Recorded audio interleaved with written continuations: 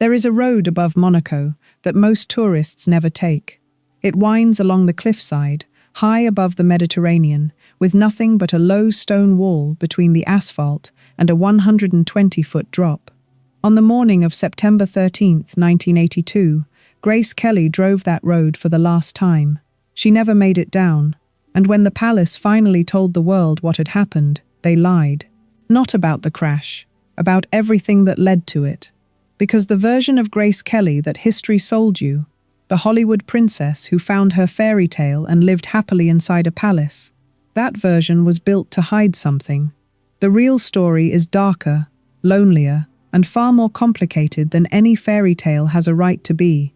It involves a Greek billionaire who engineered her marriage for profit, a treaty that forced her into a medical examination before anyone would let her near a wedding ring, a husband who controlled her schedule, vetoed her career, and may have done both, for reasons that had very little to do with love, and a death that the palace deliberately lied about, creating 40 years of conspiracy theories that still circulate today. Today, we are going to tell the whole thing, start to finish, and we are not going to look away from the parts that the official biography leaves out. Grace Patricia Kelly was born in Philadelphia in November of 1929 into a family that had money, power, and absolutely no patience for a daughter who wanted to act. Her father, John B. Kelly Sr., was not old money. He was self-made, a bricklayer's son who built a construction empire from nothing and became one of the wealthiest men in Philadelphia. He was also a 3-time Olympic gold medalist in rowing, a man who had been personally denied entry to the 1920 Henley Regatta in England for the crime of having once worked with his hands, and who carried that humiliation for the rest of his life as fuel. John Kelly believed in physical achievement, financial achievement, and almost nothing else. He had 4 children, and he made no secret of the fact that his favorite was his son, Kel, the athlete who reminded him of himself. Grace, the quiet, bookish third child who wanted to recite poetry and put on plays in the family living room, confused him. He considered acting beneath the family's station, a hobby for people without real ambition, and he told her so, repeatedly, for most of her childhood and well into her adult life. Her mother, Margaret Kelly, ran the household with a rigid Germanic discipline and showed affection so sparingly that Grace later told friends she could count the moments of real warmth from her mother on one hand. This is the part biographers tend to rush past, but it matters enormously for everything that came later. Grace Kelly spent her entire childhood being told, implicitly and explicitly, that she was the disappointing child in a family that worshipped achievement on the family's terms, not her own. She would spend the rest of her life proving she could win on those terms too, and then some. She left Philadelphia for New York at 18, enrolling at the American Academy of Dramatic Arts against her father's wishes, paying her own way through modeling work that her family considered faintly embarrassing. She worked television commercials, walked runways, and slowly built a portfolio that got her noticed by Broadway casting directors. Her stage debut came in 1949 in a production of The Father, alongside Raymond Massey. From there, the climb to Hollywood happened with unusual speed. By 1951, she had a small role in 14 Hours. By 1952, director Fred Zinnemann cast her opposite Gary Cooper in High Noon, a role she later admitted she barely understood how to play, and one that left her so unsatisfied with her own performance that she nearly considered quitting acting altogether before it had really started. What changed everything was Africa. In 1953, MGM cast her opposite Clark Gable in Mogambo, a decision that took her out of New York sound stages and put her in the middle of an actual jungle for months of location shooting. Away from her family, away from the East Coast social circles that had defined her entire life, Grace Kelly transformed. Directors who worked with her on that production describe a woman who became visibly more confident with every week away from Philadelphia. She received her first Academy Award nomination for that role. She was 23 years old, and for the first time in her life, she was succeeding entirely on her own terms, in a place where her father's opinion could not reach her. Then came Alfred Hitchcock, and the relationship that would define the next phase of her career, arguably more than any other single factor. Hitchcock first directed her in Dial M for Murder in 1954, and something about her, the cool exterior with what he called art-appreciated wickedness simmering underneath, fascinated him in a way few of his actresses ever had. He directed her twice more that same year, in Rear Window and then To Catch a Thief, opposite Cary Grant on the French Riviera. Hitchcock would later say, in interviews given long after her death, that Grace Kelly possessed a quality he spent his entire career trying to find again and never fully did: the appearance of total composure with something dangerous visible just beneath it. By the end of 1954, she had starred in 5 films in a single calendar year. The pace was unsustainable, and everyone around her could see it, but nobody, including Grace, wanted to be the one to slow it down. In 1955, she won the Academy Award for Best Actress for The Country Girl, beating Judy Garland, who had been the presumed favorite for A Star is Born. Garland was in the hospital recovering from childbirth at the time, and watched the ceremony on television in her hospital room, fully expecting to win. The loss became one of the more notorious Oscar upsets of the decade, and it followed Grace Kelly for years, a whisper that she had taken something that belonged to someone else, even though the Academy's choice was entirely her own merit. She was 25 years old. She had worked professionally for 5 years. The Oscar had been sitting on her mantle for less than 3 months, and she was already, by every account from people close to her at the time, completely burned out. Here is what nobody tells you about Grace Kelly at the absolute peak of her fame. She was not happy. Her contract with MGM was one of the most restrictive in the studio system. It dictated not just which films she could make, but controlled significant aspects of her public image, her press appearances, even elements of her personal conduct. Photographers camped permanently outside her apartment building on Manhattan's East Side. Her relationship with the fashion designer Oleg Cassini, which had been one of the more serious romances of her adult life, had just collapsed, partly because the press had treated the relationship as public property, printing details of private arguments, speculating constantly about an engagement that never materialized, treating her personal life as content to be consumed, rather than something that belonged to her. She had achieved more professionally in 5 years than most actresses achieve in a lifetime, and it had cost her something she could not entirely name. Friends from this period describe a woman who had started talking, quietly, about wanting to walk away from the entire industry, not retire from acting in some triumphant sense, just disappear from the machine that had built her.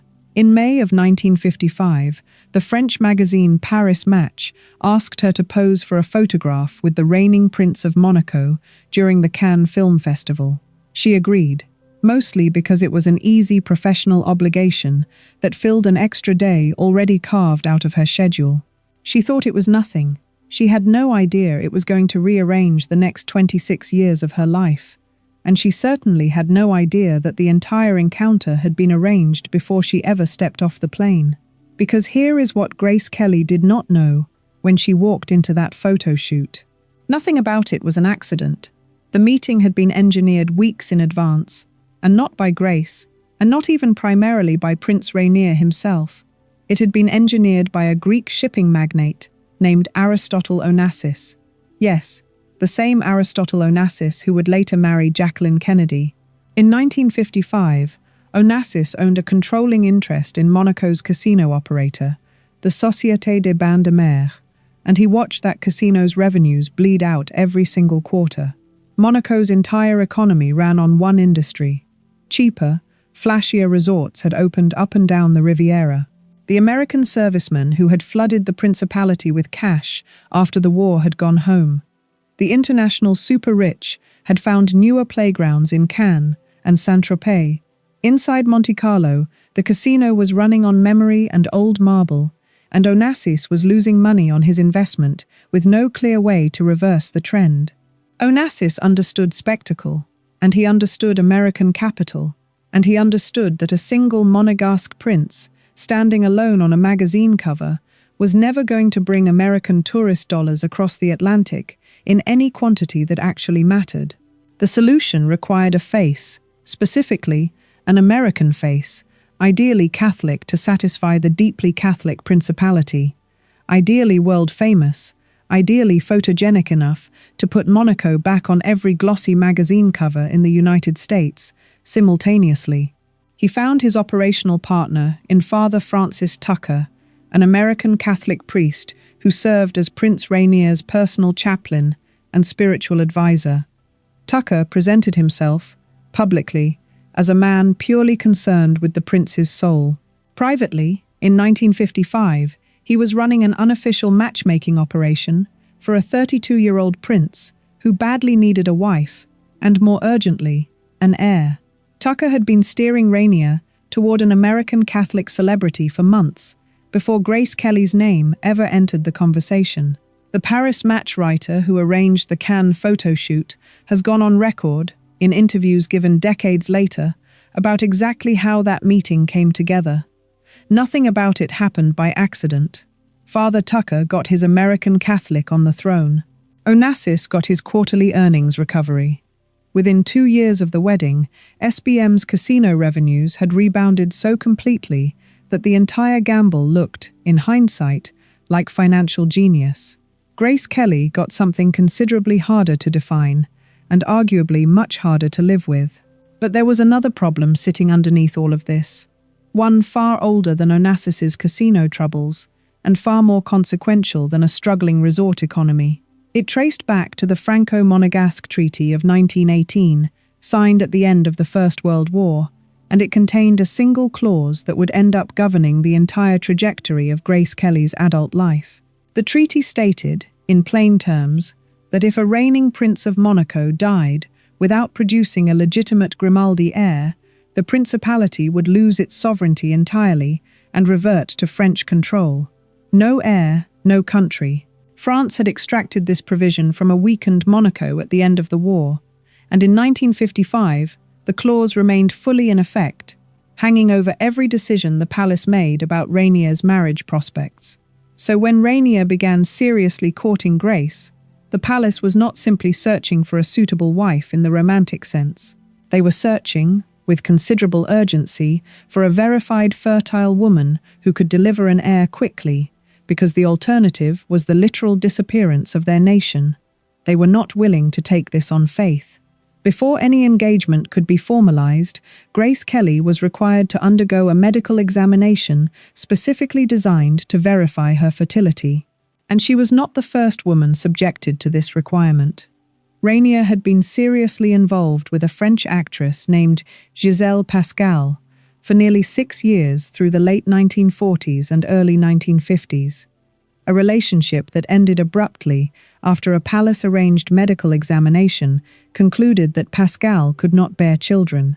Whether that diagnosis was even medically sound remains a question some biographers still raise today, given the limitations of fertility testing in that era, and the obvious political incentive the palace had to find a reason to end that particular relationship. But the established pattern is undeniable. The palace had already demonstrated, with Gisèle Pascal, exactly how it treated women who failed to meet the treaty's requirements. Grace took the same examination. She passed. The engagement moved forward immediately. Then came the dowry, and this is the detail that tends to get smoothed over in the romantic retellings, but which Grace's own family treated as a genuine humiliation at the time. Grace Kelly did not simply marry into the Grimaldi family in the way a commoner might marry into European nobility through love alone. She bought her way in a very literal financial sense. The palace required $2 million to formally seal the marriage agreement, a sum that maps to roughly $23 million in today's currency. Grace contributed half of that figure from her own film earnings, money she had made through 5 years of grueling, non-stop work in an industry that had nearly burned her out. Her father covered the remainder, and he was livid about it. He wrote pointed, angry letters to his personal attorney, describing the entire arrangement as humiliating, as a foreign monarchy essentially charging an admission fee for his own daughter.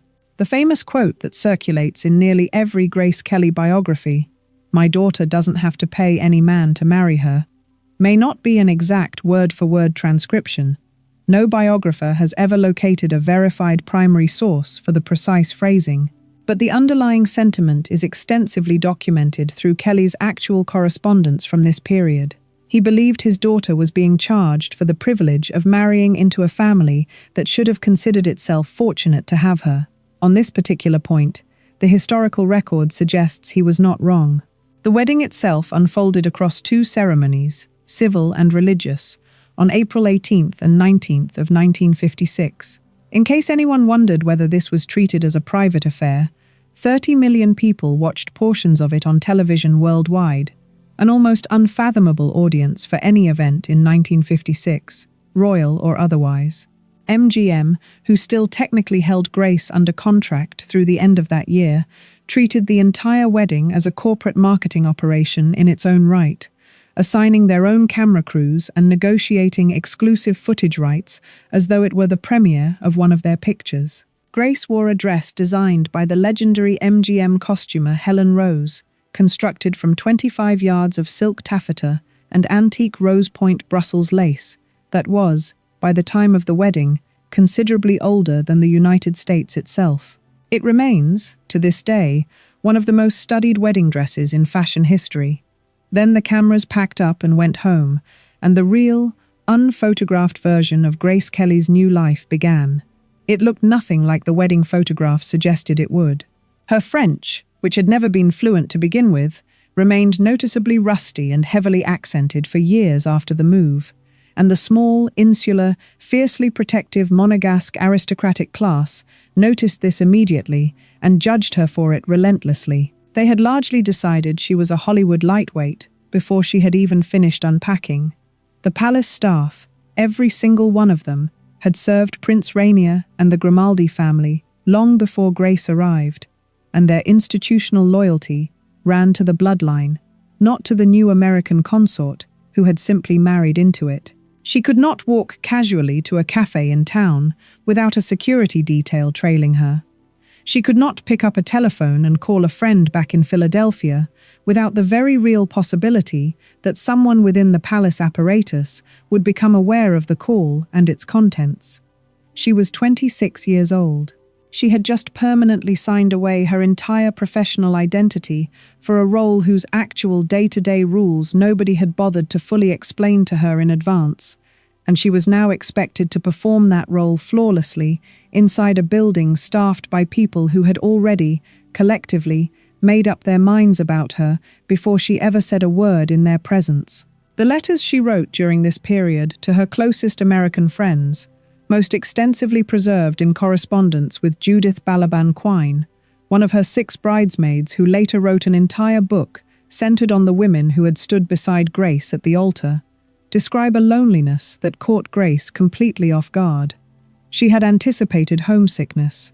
She had not anticipated the specific, grinding isolation of being surrounded by palace staff and Monegasque society at every hour of every day, while having genuinely no one in that environment she could call a true friend. She also conceived quickly, because that outcome had effectively been written into the marriage contract from the beginning. Princess Caroline arrived in January of 1957, 9 months and 10 days after the wedding ceremony, a timeline so precise that it became something of a quiet joke within royal watching circles at the time. Prince Albert followed in 1958, securing the male heir the treaty technically prioritized. Princess Stephanie completed the family in 1965. The treaty crisis was permanently resolved. Monaco's sovereignty was secured for at least another generation. Grace Kelly had completed, with remarkable efficiency, the precise assignment the palace had recruited her to complete. And at that point, something genuinely strange began happening to her, because nobody at the Monegasque court had given a single moment's serious thought to what an Academy Award-winning actress in her late 20s was actually supposed to do with the remaining 4 decades of her adult life once the heir-producing portion of her job was finished. For several years, the answer seemed to be very little. beyond ceremonial royal duties that occupied a fraction of the energy and ambition that had defined her entire pre-marriage existence. Then, in 1962, Alfred Hitchcock called. He was developing a psychological thriller called Marnie, centered on a kleptomaniac with a deeply troubled personal history. Exactly the kind of morally complicated, psychologically dense role that the MGM studio system would never have permitted Grace to play during her Hollywood years, because it didn't fit the wholesome image the studio had spent years cultivating around her. Hitchcock had directed her 3 times already and had developed an entire theory about a specific quality the camera captured in her that he had never fully extracted on film, and he believed Marnie was finally the project that would let him capture it completely. He wanted her badly enough that he delayed the production for months, hoping she would say yes. Grace and Rainier discussed it and, remarkably, agreed. The palace formally announced the project to the public in March of 1962, and newspapers across America and Europe ran the story as confirmation that the princess was finally returning to professional acting after 6 years away from any camera. For a brief, genuinely hopeful moment, it appeared that Grace Kelly's career was simply resuming, as though the intervening years had been an extended hiatus, rather than a permanent ending. Then 2 entirely separate pressures collided in Monaco at almost exactly the same moment, and everything collapsed. The first pressure was domestic. When the Monegasque public read the formal announcement, their reaction landed somewhere between bafflement and open hostility. Their own princess was preparing to fly to Los Angeles to portray a thief, to spend months kissing Sean Connery on camera for an American studio, while their small nation faced a genuine and serious economic threat from across its own border. Local newspapers amplified the public's discomfort. Letters flooded into the palace. Members of the Monegasque clergy spoke out publicly against the project. The second pressure was geopolitical, and considerably more dangerous to the principality's basic survival. French President Charles de Gaulle had decided, with characteristic stubbornness, that he no longer wanted Monaco operating as a tax haven that drained French capital across a border less than a mile wide. He demanded that Monaco bring its income tax structure into alignment with France's own system. Rainier refused outright. In October of 1962, de Gaulle announced that France would establish customs barriers around the entire principality. In effect, an economic blockade of a sovereign nation by its enormous neighbor. Grace's adopted country was facing genuine economic strangulation. Her husband was locked in a very public, very tense standoff with one of the most immovable heads of state in all of post-war Europe. And in the middle of all of it, she was supposedly about to fly to California to make a movie about a woman who steals from her employers. She withdrew from Marnie and publicly announced the decision in June of 1962. Her film career, for all practical purposes, ended permanently in that single announcement, though nobody, including Grace herself, at that exact moment, fully understood that this was the end rather than another temporary pause. The role she had committed to ultimately went to a younger actress named Tippi Hedren, who would go on to have her own complicated and well-documented history with Hitchcock as a direct result of taking the part Grace had been forced to abandon. Here is where it becomes necessary to push back on the version of this story that gets repeated almost everywhere, because it gets a critical detail wrong in a way that matters enormously for understanding the rest of Grace Kelly's life. The dominant popular narrative claims that the Marnie withdrawal was purely a consequence of Monaco's genuine, serious tax dispute with France, an external political crisis that simply happened to claim her career as collateral damage. The actual correspondence, when biographers have managed to access it, tells a more complicated story. Rainier had never actually wanted her to take that role, independent of any tax dispute whatsoever. He had married a woman considerably more famous globally than he was, and he had spent 6 full years watching crowds in Paris and across Europe chant her name specifically while he stood directly beside her, visibly secondary in his own public appearances. One French journalist covering a 1959 state visit to Paris wrote at the time that Rainier, in certain unguarded moments, appeared to function as his wife's bodyguard, while she did the actual work of being looked at and celebrated. Rainier read accounts like that one. They reached him, repeatedly, through the press he otherwise tried to control. The famed disparity between them carried real, lasting consequences for how he managed their marriage. He controlled her travel schedule more tightly than diplomatic necessity strictly required, and he had already limited her trips back to the United States throughout the early 1960s.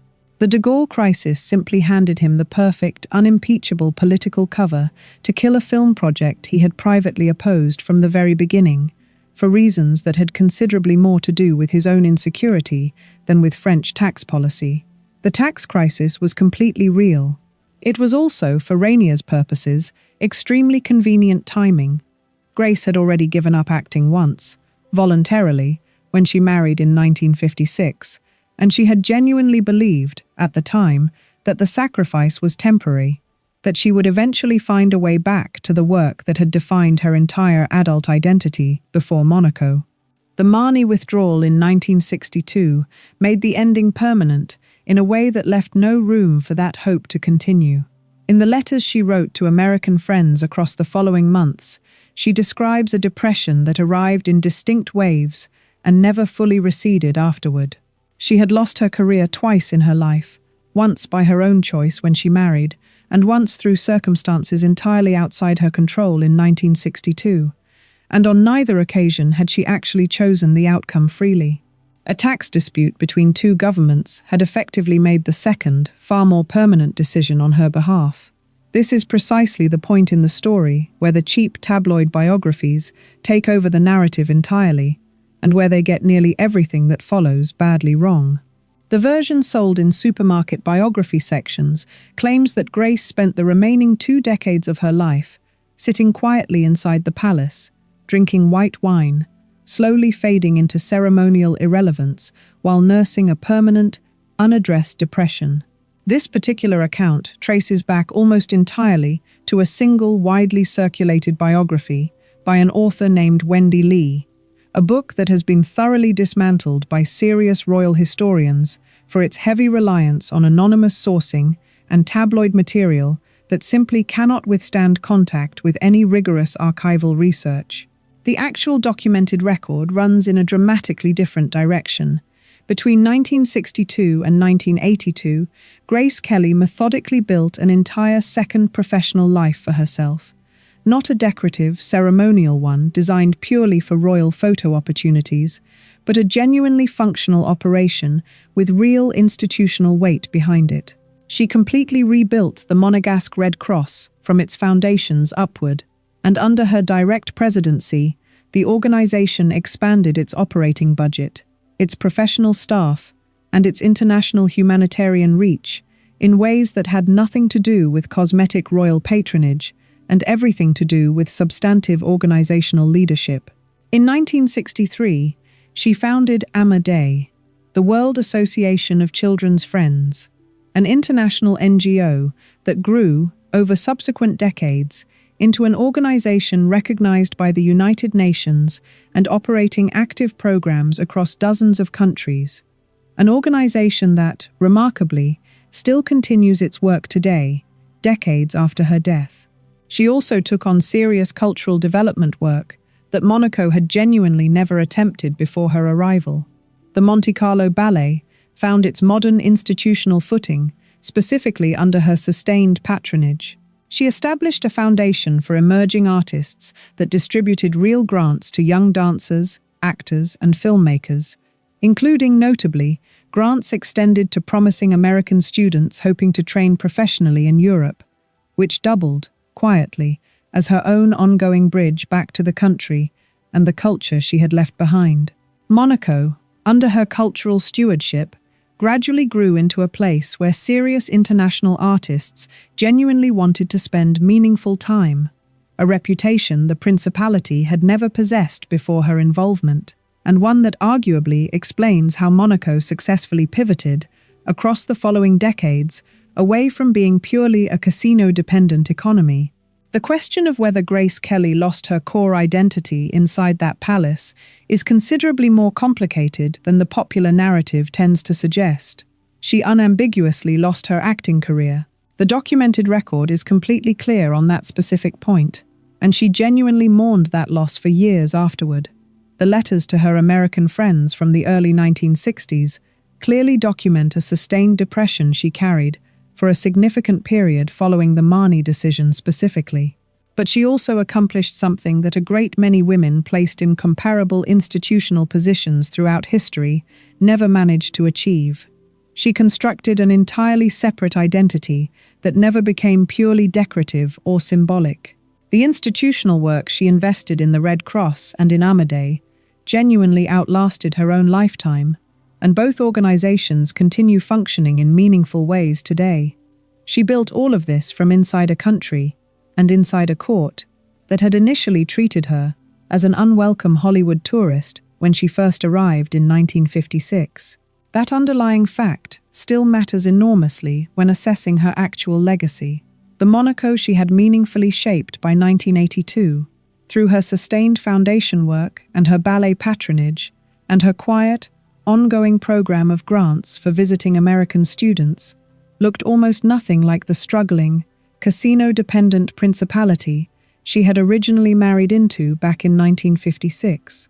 And then, quietly, starting around 1979, she began reclaiming something further still, something that had nothing to do with official royal duty or institutional philanthropy at all. She renovated a private apartment in Paris on the fashionable Avenue Foch, in the same arrondissement where she had occasionally stayed during her earliest visits to France back in the 1950s. From that apartment, she began giving public poetry readings, performing alongside a British actor named John Westbrook, whose deep, BBC-trained voice had already earned him considerable acclaim on British radio. Together, they toured actively, performing at the Edinburgh International Festival and in smaller concert halls scattered across Europe and the United States.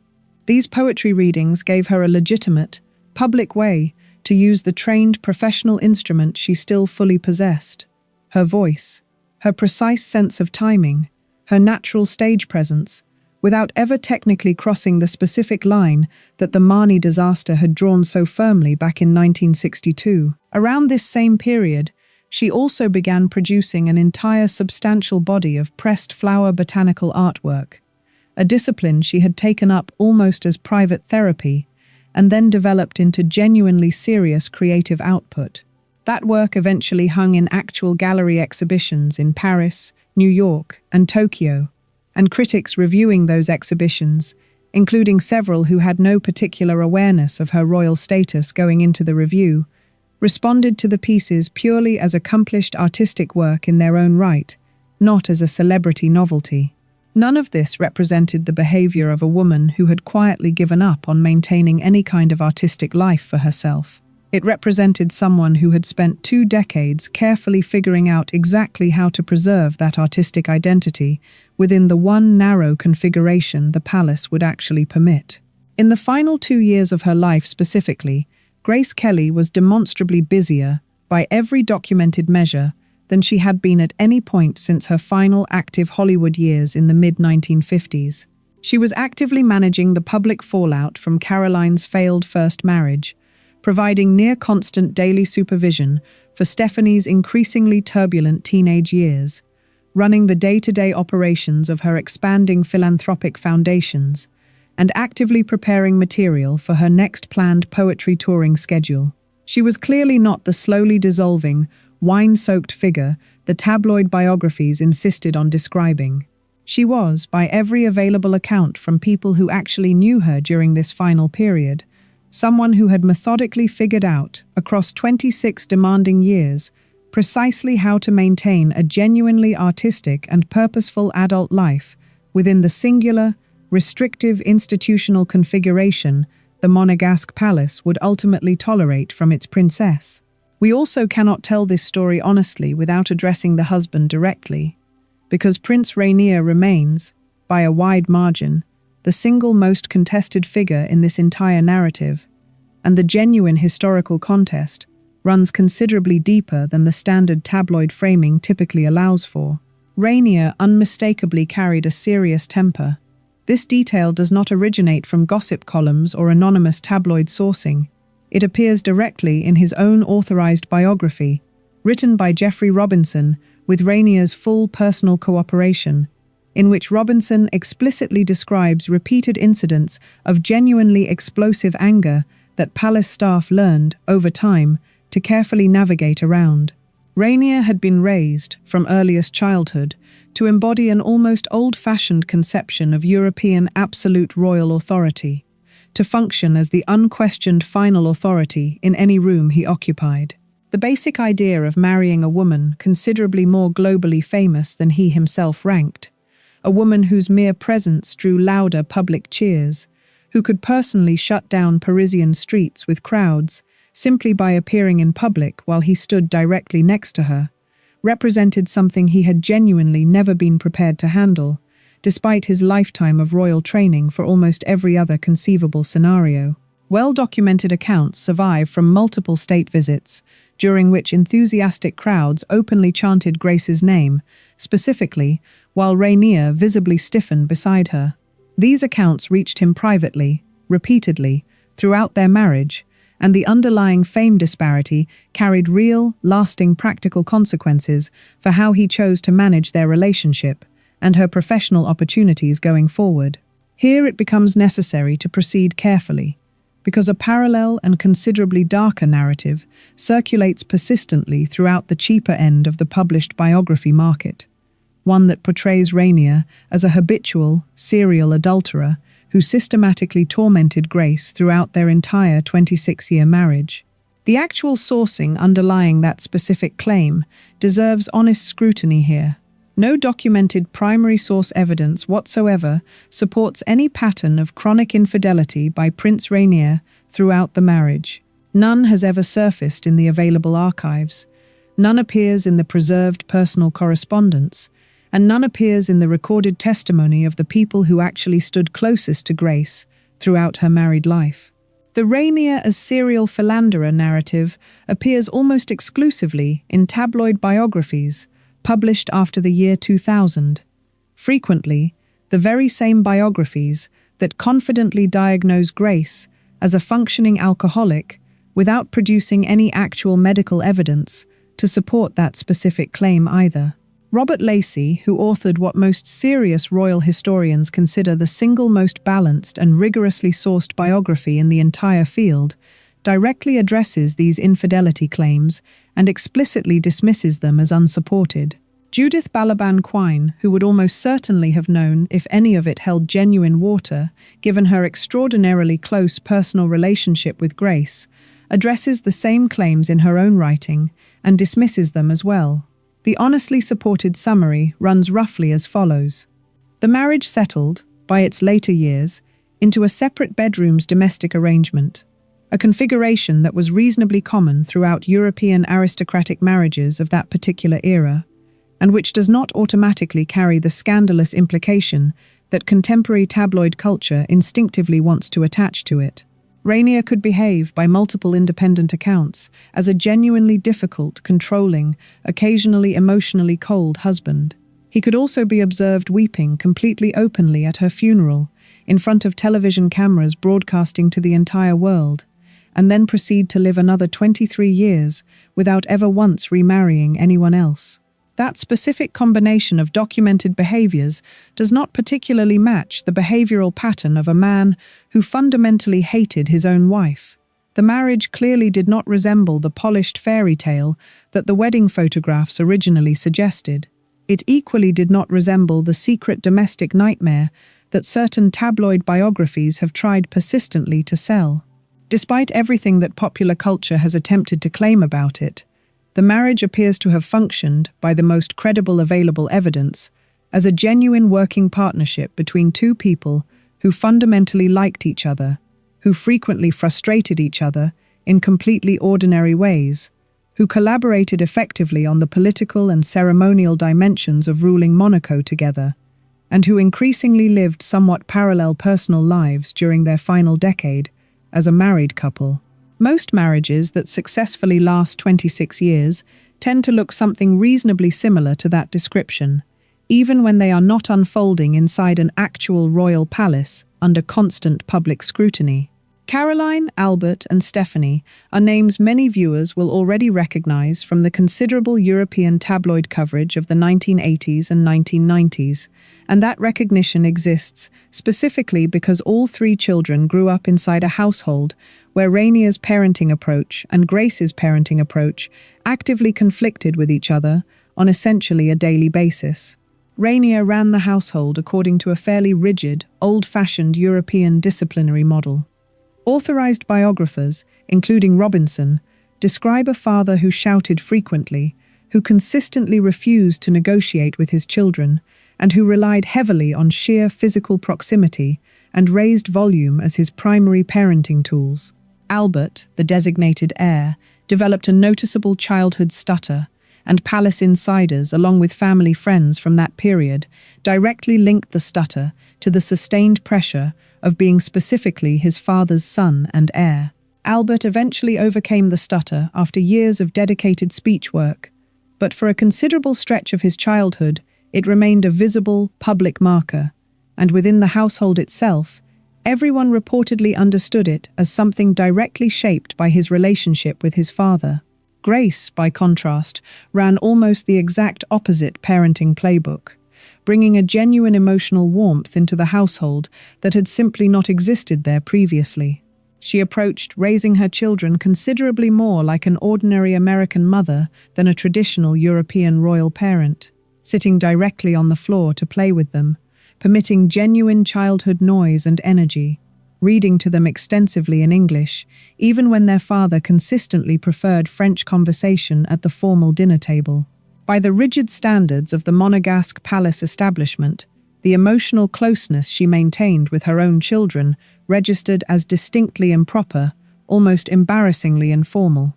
That parenting arrangement functioned reasonably well, while the children remained genuinely small, then began visibly fracturing, once they entered their teenage years, throughout the 1970s. Caroline, the eldest child, broke formation first and most dramatically. She grew up strikingly beautiful, increasingly restless within palace life, and decided, at only 21 years old, that she would marry a 38-year-old French banker with a well-documented playboy reputation named Philippe Junot. Grace and Rainier both actively disapproved of the match, but the wedding proceeded regardless in 1978, and the marriage itself had completely collapsed by 1980.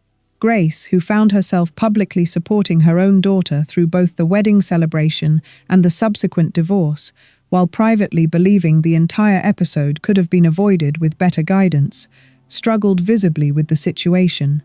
Friends she corresponded with during this specific period describe a woman who appeared genuinely worn down in ways friends had not previously observed in her. Stephanie, the youngest child, presented an entirely different category of parenting difficulty. Born in 1965, she spent her teenage years systematically pushing against every single limit the palace had historically placed around her older siblings.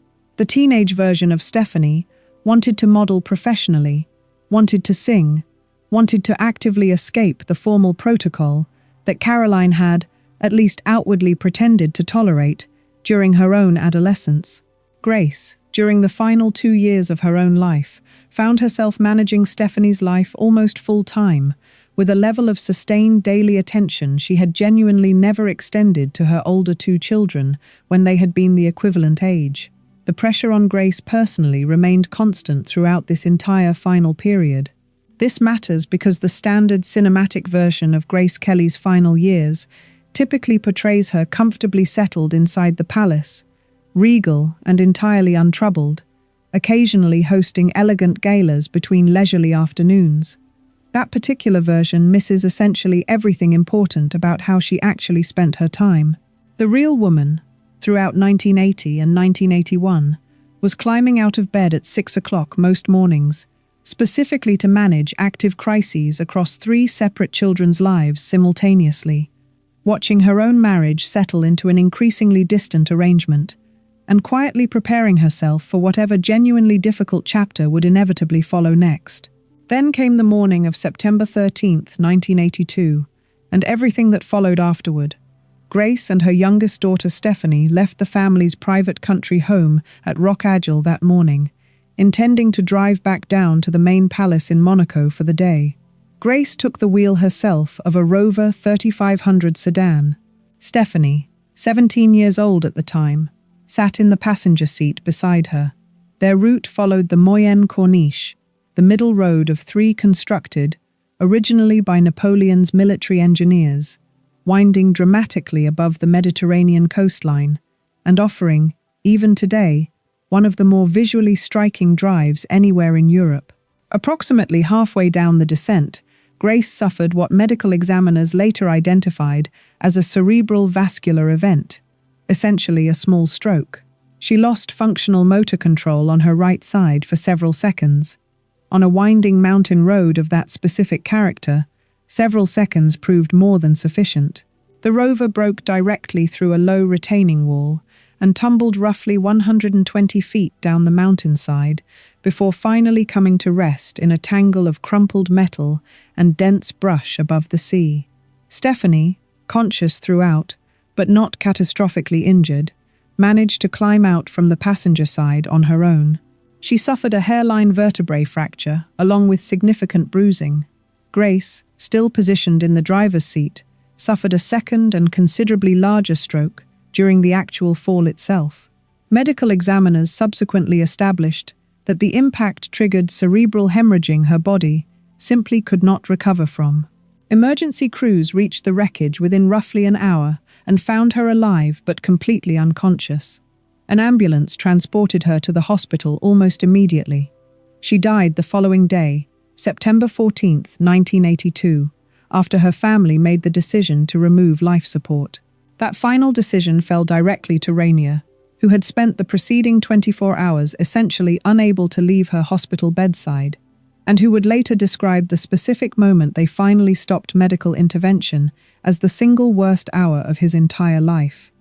He personally signed the necessary paperwork himself. A persistent conspiracy narrative surrounding this story claims that Stephanie, not Grace, was actually driving the car that morning. This particular claim deserves direct, head-on confrontation because it has actively poisoned public memory of the entire accident for roughly 40 years now, and it simply does not survive even basic forensic scrutiny. The driver of a French delivery truck, traveling immediately behind the Rover that morning, a man named Yves Boyos, witnessed the entire sequence of events directly and provided detailed testimony to French police on the actual day of the accident, repeating that same consistent testimony in every subsequent interview he ever granted for the remainder of his own life. From his direct vantage point, a woman matching Grace Kelly's general physical description sat clearly in the driver's seat. The car began drifting unexpectedly. Brake lights flashed briefly and then simply quit working entirely. Precisely the pattern one would expect from a driver experiencing sudden loss of motor control rather than any mechanical failure. No teenager drove that vehicle that morning. The forensic investigation team that subsequently examined the actual wreckage placed Stephanie specifically in the passenger seat, based directly on the documented position and nature of her physical injuries. Stephanie did not drive that car. She lived instead as a 17-year-old girl who watched her own mother die directly beside her on a wrecked mountainside, and she has spent 4 full decades afterward being repeatedly accused by tabloid culture of having personally caused that exact death. That specific fact deserves being stated plainly and directly. Now we reach the part of this story that actually birthed the surrounding conspiracy theories in the first place, and the palace's own conduct in the immediate aftermath genuinely cannot be rescued by any sympathetic framing. The consequences of their specific mishandling continue echoing through virtually every documentary made about Grace Kelly's death to this day. On the afternoon of September 13th, after Grace had already been admitted to the hospital and after doctors had already privately informed Rainier that her prognosis looked considerably worse than any simple fracture, the Monaco Palace press office issued an official public statement. That statement claimed Princess Grace had suffered broken ribs and a fractured leg. The statement made no mention whatsoever of any stroke, no mention of brain hemorrhaging. The overall description amounted to a serious but clearly recoverable accident, and it directly implied she remained awake and medically stable. None of that actually matched the genuine medical reality. She was neither awake nor remotely stable, and she died less than 24 hours after the palace's own press office had publicly assured the entire world she would simply recover from broken ribs and a fractured leg. The underlying reason the palace issued that false statement ranks, in any honest reading, as perhaps the single most genuinely human element of this entire story. Rainier could not yet bring himself to say the actual words out loud. Privately, he had already been told exactly what the medical prognosis indicated, and he had not yet emotionally accepted it himself.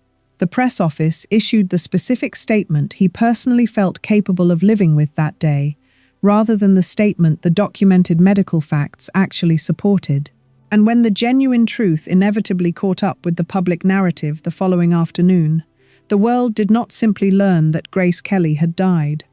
The world learned that Grace Kelly had died after the palace had explicitly assured everyone, just one day earlier, that she would fully recover. That specific 24-hour gap between broken ribs and dead directly birthed every single conspiracy theory that has circulated about her death ever since.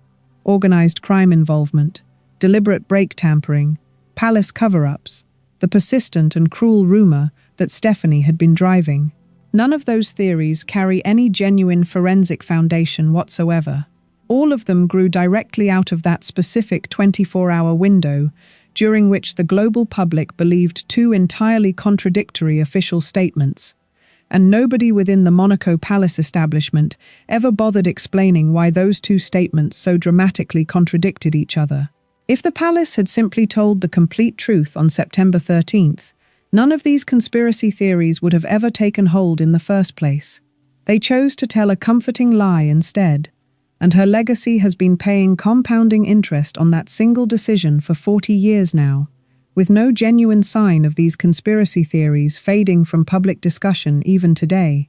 I want to close, finally, with Rainier himself, because the Rainier of September 1982 forces even the most clinically detached biographers to genuinely reckon with exactly what kind of marriage these two people had actually built together over 26 years.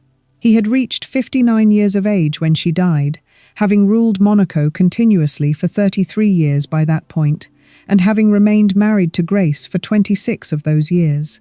The funeral took place on September 18th, with television cameras positioned absolutely everywhere, and he sat directly in the front row of the cathedral and wept completely openly through the entire service, in a manner that European royalty almost never permits itself to display in public. The footage genuinely survives. You can locate it today. The man visible in that footage does not look like someone performing grief specifically for the assembled cameras. He looks like a man who has just lost the one single person who ever made his entire role in life feel genuinely intelligible to him. He then proceeded to rule Monaco for another full 23 years afterward. He never remarried, not once. Various close courtiers and personal friends made repeated, well-intentioned attempts to introduce him to suitable women throughout the late 1980s and early 1990s, and he declined every single one of those introductions without exception. Her private rooms within the palace remained preserved exactly as she had left them for the remainder of his own life. He visited her grave at the Cathedral of Monaco on a regular, ongoing basis for over 2 decades. When journalists eventually asked him directly about her during interviews, he would consistently either deliberately change the subject entirely or respond only in short, clipped sentences, punctuated by genuinely long, uncomfortable silences. He died himself in 2005, and they buried him directly beside her in the cathedral, exactly as he had specifically requested. You can spend a very long time arguing about precisely what kind of marriage these two people actually built together across 26 years, whether it genuinely counted as love in the conventional romantic sense, or functioned primarily as institutional duty, or operated as an elaborate financial and political transaction that gradually grew into something considerably more complicated over time. People who have devoted entire professional careers to studying this specific couple still disagree substantially with each other on these exact questions. What proves considerably harder to argue against is the simple data point sitting at the very end of the story. A man who genuinely hated his own wife does not typically remain completely alone for 23 consecutive years, and then specifically request to be buried directly beside her in the ground for eternity. Whatever they actually built together across those 26 years, by every available piece of evidence, Rainier carried the weight of it alone for more than 2 additional decades after she was gone, and he never once tried to replace it with anything else.